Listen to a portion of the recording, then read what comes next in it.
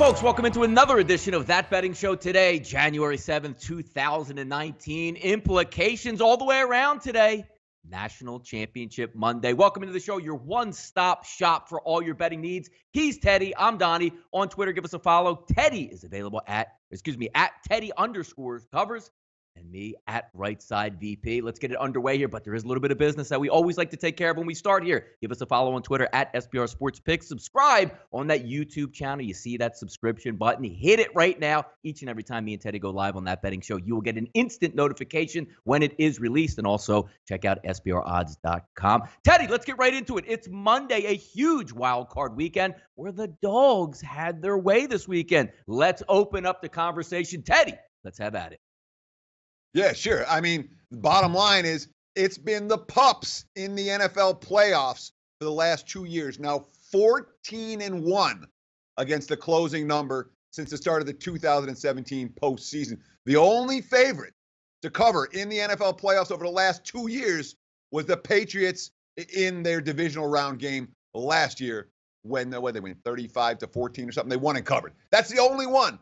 4 more dogs against the closer. If you bet the Cowboys early, you could have cashed there. And that's a game most assuredly where betting skills trumped any other factor, whether you won or lost that game. If you bet well, you cashed. If you didn't bet well, you pushed or lost. But bottom line is, against the closers, Colts +1 cash, Chargers +2.5 cash, Seahawks +2.5 cash, and the Eagles +6.5 all cover as dogs. It was a dog weekend, Donnie. How'd you fare?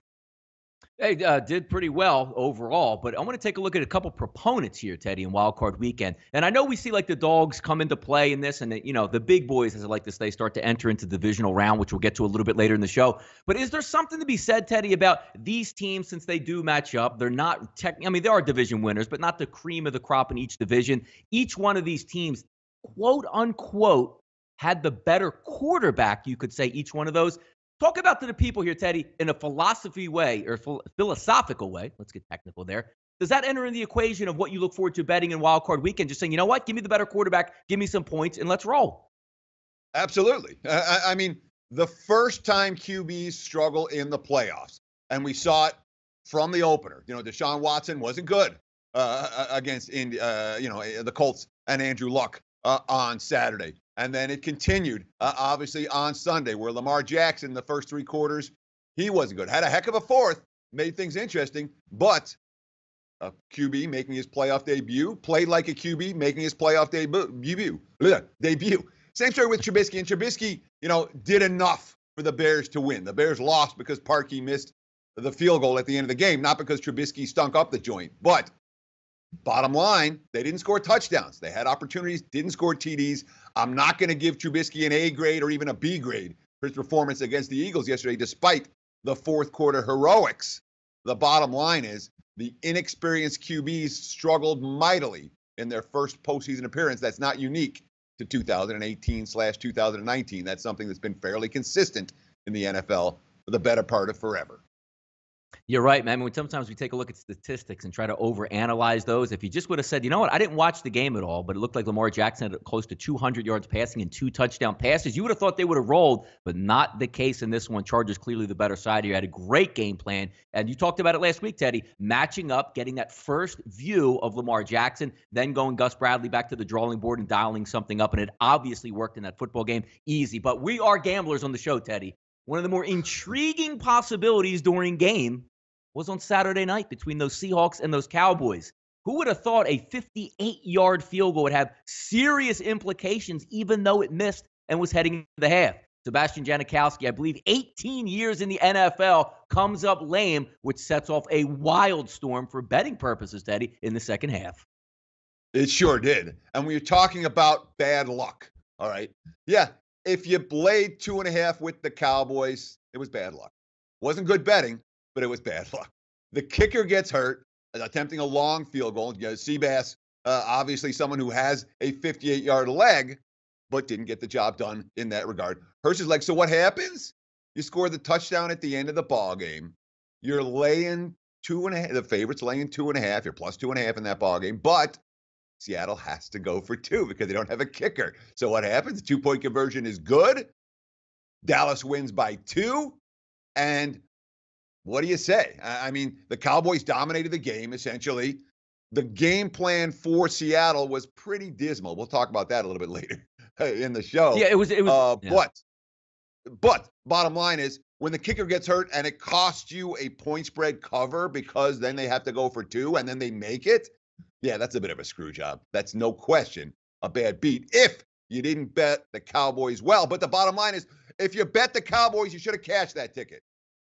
You can only look in the mirror and say, I didn't do my job betting-wise. I need more outs. I need to bet earlier in the week. I need to do something, because if you bet Dallas, you're supposed to win or push. You're not supposed to lose that bet. And if you did, I understand it was a bad beat, but you have to be aware.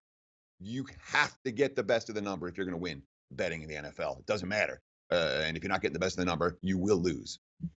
Yeah, early in the week, picked up a Cowboys dip to -1. I picked up a money line wager on that. So I was sort of on the outside looking in, but you could see that tidal wave coming and what was going to happen. Even at the half, Teddy, going around talking in circles about the implications of not having a field goal kicker in the second half. There was a couple things which I thought, it actually didn't come into play where they wanted to kick a field goal and just didn't have a chance or opportunity. However, if they got the onside kick, which comes into play again, not only losing your kicker, onside kicks have been significantly down over the past year because of the rule changes.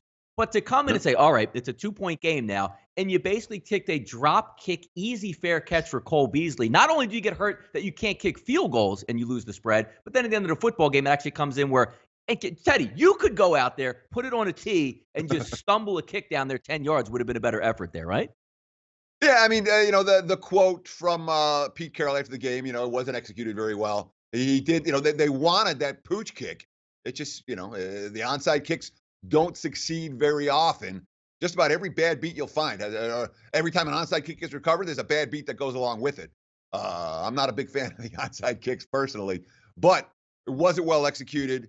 The bottom line is Dallas able to recover with ease and take a knee to win by 2.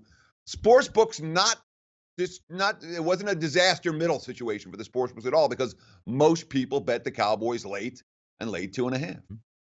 So the books actually made out pretty well. Yeah. 95% of Cowboys bettors did not cash their tickets. Amazing. It's craziness the way it unfolds here. And folks, here at sportsbookreview.com, it is a Monday. And we always like to do this, especially me and Teddy, very opinionated here. We like to sit back in that coach's seat and play armchair quarterback on Mondays and say, how can these guys make millions of dollars, the CEOs of franchises basically, and either A, call a game a certain way or freeze up in moments and call timeouts? Questionable coaching tactics used this weekend in the NFL, Teddy. No surprises. There's an endless list. Let's get it started. Go ahead. Yeah, and I mean, literally an endless list. I'm going to start with a guy who's going to get credit. Oh, Doug Peterson, what a great job. What a great job. Eagles upset winners. Oh, the Eagles.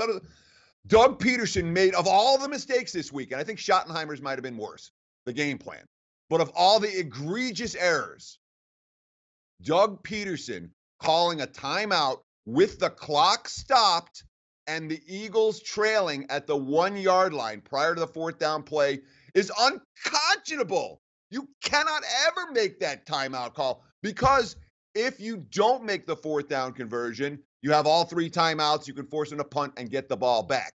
Without the 4th down conversion, the 4th down conversion went in. All's good. All's well. Doug Peterson's a genius now. Yeah. If it doesn't go in, the insanity and inanity of that particular decision would have been fully exposed, as Chicago would have been able to run out the clock from the 1-yard line. So that's the one that made me absolutely crazy. But Nagy was making just as bad decisions on the other side, not calling a timeout and letting 40 seconds run off the clock, which, oh, by the way, might have had a big difference maker when it came to that final field goal attempt. 40-yarder? Yeah, 41-yarder. Would have been shorter if they'd have had that extra 40 seconds. No, you're absolutely correct on that. We had the fellas over here, obviously us being Eagles fans, watching the game. And I remember they got down there and they're saying the magnitude of the play. So you saw the play clock running down, but you knew they had the ace. The Eagles had the ace in the hole if they needed to use it. You don't get it. You have 3 full timeouts. You're probably going to get the ball around midfield with at least a viable chance. That one timeout said, if this ball is incomplete or stopped, this game is over. And we had a nice, round robin discussion, and I was having no part of it saying, You cannot call a timeout in that spot because effectively, if you get the incomplete pass, it's game over. If you didn't call the timeout and you had an incomplete pass, the Eagles still had life, but nothing didn't matter at that point. Cody Parker goes down with the double doink off the upright. And here we are. The Philadelphia Eagles are moving on again. Teddy, talk about some other aspects out there. I know that we were puzzled, and I'm just going to even point out, and you have some extended numbers on this. Saturday night football game, Seattle Seahawks. You have a dynamic quarterback. Seemed like you didn't really want him to do too much in this game. And there was even one point where the Seattle Seahawks, Teddy, in the third quarter, had a first down on the 40-yard line, ran it 3 straight times, then bailed out by an unbelievable throw under pressure by Russell Wilson to Doug Baldwin down the sideline. But everybody had the same notion. I know you got here running the football, but that doesn't mean you just keep on driving into a brick wall. Talk about the Seattle Seahawks game plan on Saturday night versus the Dallas Cowboys. It's so much fun to be able to make fun of a Schottenheimer.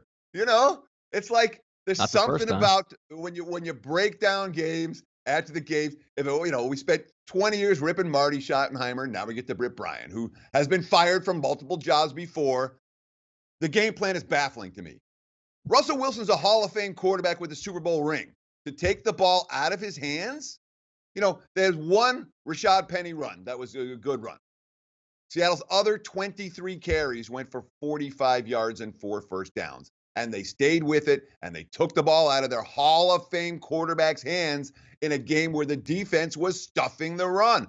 Wilson, the only QB to finish with a passer rating above 90 this weekend. Dallas got to him only once, only knocked him down 3 times in 28 dropbacks. Brian Schottenheimer's play calling absolutely deserves to be ripped to shreds on a Monday morning.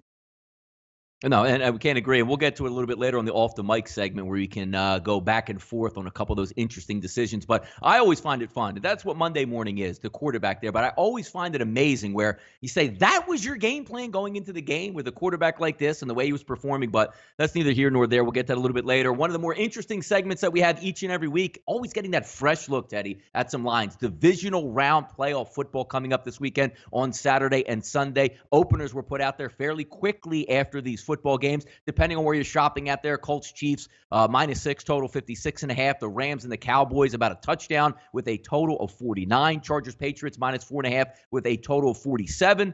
And the Eagles and the Saints opening up at -9 and 51. Some of these lines, Teddy, already on the move out there. Absolutely. We've seen money for Indy from the opener, the 6 now down to 5.5 in most places. I'm even seeing some 5s on my live odds screen right now. So we've seen money on Indy off the opener. We've seen a little bit of over money that game, the 56.5 up to 57. As for Dallas and the Rams, still sitting at 7 just about everywhere, 49. That line has not moved a whole lot yet. Chargers and the Patriots, I'm seeing signs of Chargers money. It's not across the board yet, but the 4.5, several of those have been bet down to 4 already. 46.5, 47 the total. Looks like a little bit of money on the under. Of course, there is a chance, and we're talking about a forecast a week away, but the early weather report says there's a chance of snow or rain in Foxborough this coming weekend. And of course, Eagles, Saints, you know where the money's going to come here. Philly, just winning and covering as underdogs. Open 9. Now we're looking at 8s, even 7.5s out there. I don't think it gets to 7. I would expect the wise guys to buy back New Orleans at 7, but it's clear the Eagles likely to be a popular public choice among bettors this coming weekend. Teddy, real quick on these games, because obviously in the wild card round, both teams, unless you're taking off some guys, but nobody technically had a bye week 17. The big boys coming back into football with buys and an advantage. Now, we know the betting public likes to influence the market and jump right in, so it's what they saw last sometimes. With these top teams waiting out, getting healthy, getting their game plans ready, and the home field advantage coming into this, do you see more value with taking the bye, or just say, you know what? I'm not going to fade, the Chargers on the road, which how much success they have. You're going to give them another 4 points. I'll take them again. Just talk real quickly about maybe some betting philosophy coming off the bye week heading into the divisional round. Sure. When you look at 20-year sample sizes, you're going to see that the home teams in the divisional round do very well. And you see a lot of blowouts this week, and you see a lot of teams that, we won our game and now we're done type of performances. That's the long-term sample size. Long-term sample size says, look at the chalk this week. This is the class of the league. These are the teams we want our money on. When you look at the short-term sample size, the last 5 years, How about just the last year and a half? Year and a week. Dogs are 14-1 in the postseason. The last 15 tries. It's clear in an age of parity that the elite teams, and this has not been a year where the elite teams really stand way head and shoulders ahead of everybody else. In recent seasons, the elite teams haven't been all that elite, and the dogs have been cashing in this particular week. So I'm not surprised that the early money has come on a handful of these underdogs. Obviously, that's been the current prevailing trend as opposed to the much longer sample size that says, look at the chalk this week. Folks, we'll be talking about that all week long, these line movements here for Divisional Weekend on That Betting Show. We'll keep it moving. Watch what you bet, Teddy. Look, we're about big games. Not too much bigger than the the NCAA championship game played at Levi Stadium out in Santa Clara. Another tilt. And I'm not complaining about this. I know I see some people out there. We have to see Clemson and Alabama again. I want to see the two best teams on the field. You're going to get them tonight. Opening line, Teddy, some around 6.5, depending where he's shopping at. Now seeing 5.5 creep up on the board today. Big game football tonight. Almost in another reality or another space, as you would say. These teams are used to playing in the Southeast, now shipped all the way out to California. Let's talk about some pinpoint edges here possible, Teddy, between Clemson and Alabama. Yeah, bizarre location, obviously, from two teams from the Southeast in a championship game that has been played within driving distance of Clemson and Alabama in recent years. Now teams that have been there before, fan bases that have been there before. And oh, by the way, you got a 2,500-mile flight. The enthusiasm of the fan base isn't there. There were still tickets the tickets are cheap for this ball game. Here in San Fran, you can get tickets for $100 tonight to go in and see the national title game at Levi Stadium. Now, there may well be weather conditions to be aware of this evening. There is talk of rain and not crazy hard driving. There were big storms in California yesterday, but the field is likely to be wet and there is likely to be some type of drizzle / mist over the course of the evening, which I think affects Alabama, and some of this line move is reflecting that. You talked about the opener. I mean, the look-ahead line for this game prior to championship weekend, prior to the semifinal games, was Alabama 7.5, 8. Now we're looking at 5.5. Like I said, there are even some 5s out there earlier, although those appear to have been bet back up.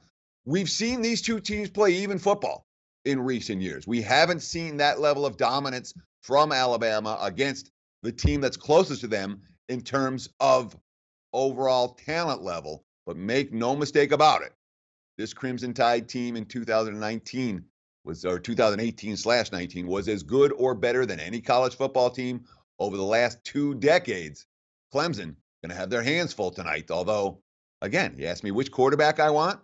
I want Lawrence, man. That guy is a stud. He'd be the number 1 overall pick if he was allowed to come out after his freshman season.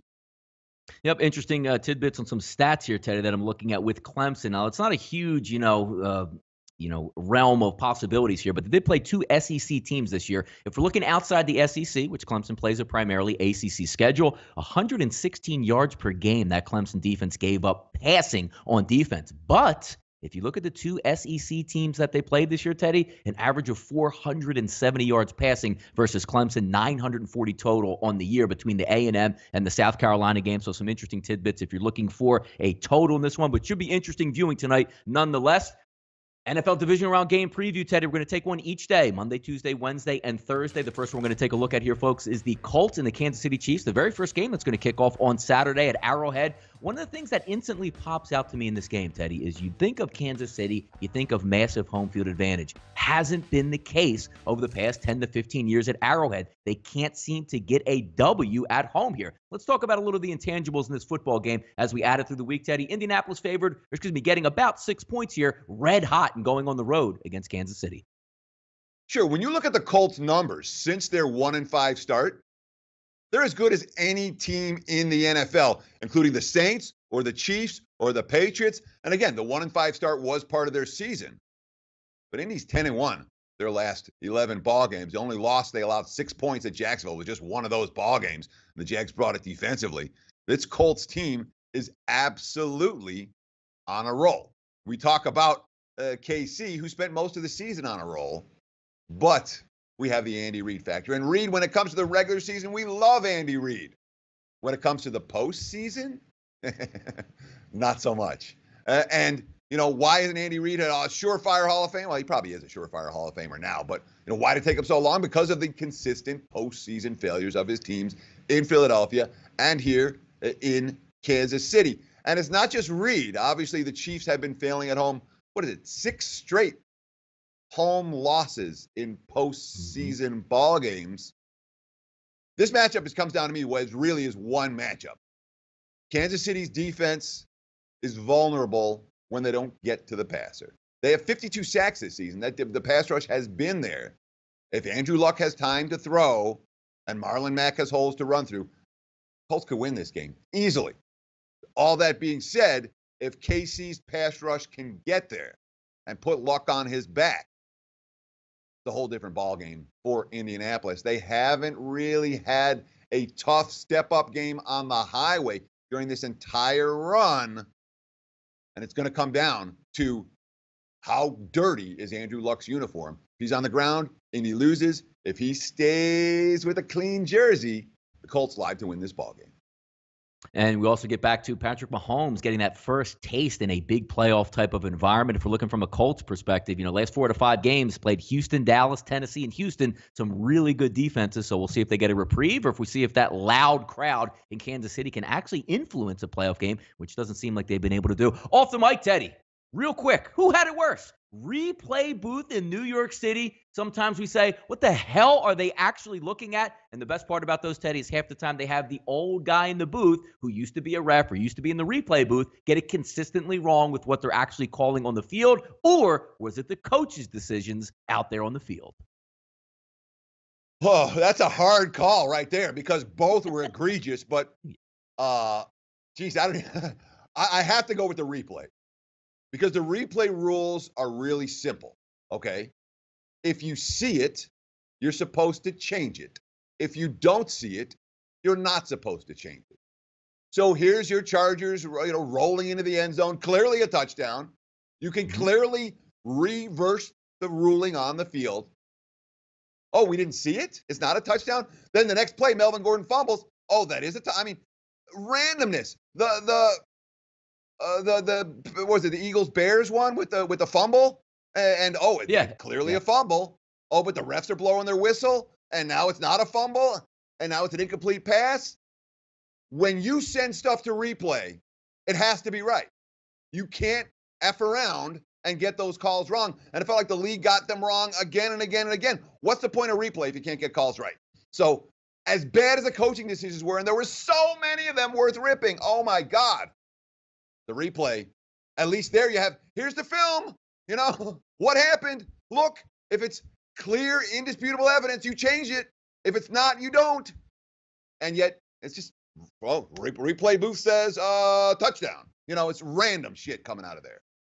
Yeah, no, it was crazy because when you look at that game, and the Bears ended up actually getting a field goal, but I'm going to say if you're going to be inside the 10-yard line, probably a high probability that you're going to cash in and score a touchdown versus the Philadelphia Eagles in that spot. But the whole, anger was if they just let it play out, which referees are supposed to be taught in the NFL, if it's a questionable or close play, just let it play out and we'll grab it on replay. Immediately calling for incomplete. The ball actually is sitting there at the 4-yard line. Nobody goes after it. Then they go and see the replay and then make some absurd call when it looks like they were even tipped off because if you notice, Teddy, during the game, the Bears and the Eagles moved down to the 10-yard line anticipating it being a completed catch and nobody had the fumble, so the Bears get the ball. And the ref's explanation was hilarious because you had no idea what he was talking about as it moved back there. But for me, yes, replay always – I'm used to the coaches getting it wrong every week, but egregious plays in the NFL that continually get offset here in the replay booth always makes me laugh. Teddy, the fastest 20 minutes in sports betting information here at sportsbookreview.com, that betting show. We've completed another show. We could be here all day, but we know you have better things to do with your time. Check it out. Check out the instant replays that we have here. Check out all the information at sportsbookreview.com. Tomorrow, we're going to recap what happened in the national championship game. He's Teddy. I'm Donnie. This is That Betting Show. We'll catch you tomorrow.